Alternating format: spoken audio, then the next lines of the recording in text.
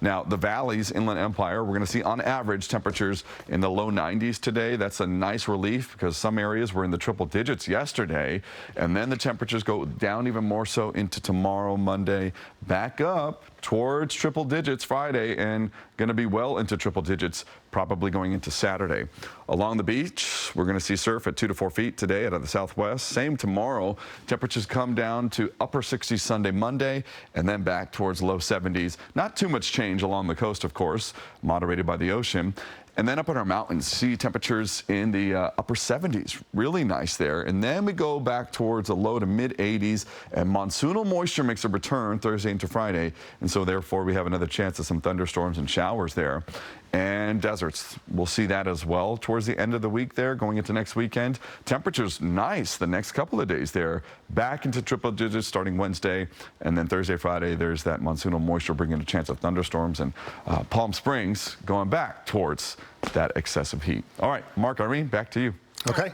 Tony, thank you. Now let's take a look at some of our headlines this morning. Now at 5 a.m., a fire that started 2 days ago in Kern County has exploded in size, forcing evacuations and destroys a historical California town. Plus, the mother of a man shot and killed by Hemet police is blaming officers for using deadly force. How the department is responding.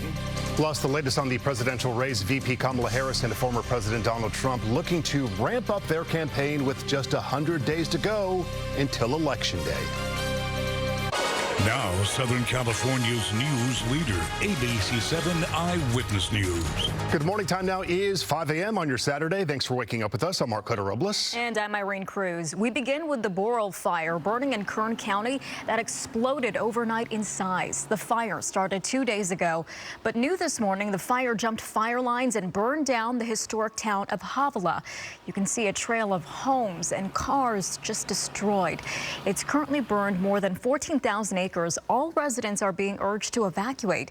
Officials say the fire is spreading at an alarming rate. Havilah is about 50 miles east of Bakersfield.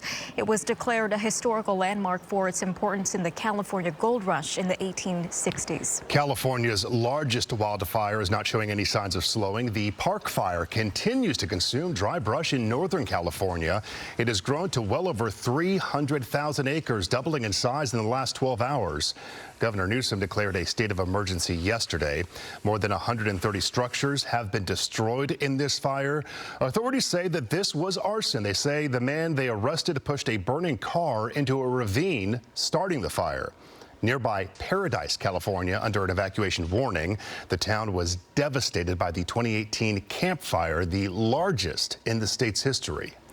A surprising twist in the case of a missing Monterey Park teenager. The girl's father has been arrested in connection with her disappearance. 15-year-old Allison Chow was first reported missing July 16th after she left her father's house to go visit her aunt. She mysteriously turned up a week later outside our ABC 7 studios. Her mother believes Allison's father coached her to make false accusations against her. She's being silenced. Nobody is listening to her desires and things that she has reported. It just doesn't seem right. So we would like her voice to be heard. I'm so sorry. Even I didn't believe her. Allison's parents are currently involved in a custody battle over the teen. Her mother filed a restraining order against the father the day before Allison went missing. The father was arrested yesterday, accused of child abduction, conspiracy, and false police report. We're learning new details about a deadly shooting involving Hemet police. The victim's family is suing, saying deadly force was not warranted. But police are painting a different picture. Eyewitness News reporter Tim Caputo has more. New photos released by Hemet police offer another perspective to dispute claims that officers killed 26-year-old Jimmy Lopez in cold blood. Murdered my grandson. There's no way about it. They murdered him, and we're not going to stop until they answer for what they did. Not long after emotional cries for justice and answers by Lopez's family, Hemet police provided a clearer picture as to what happened in the early morning hours of July 4th.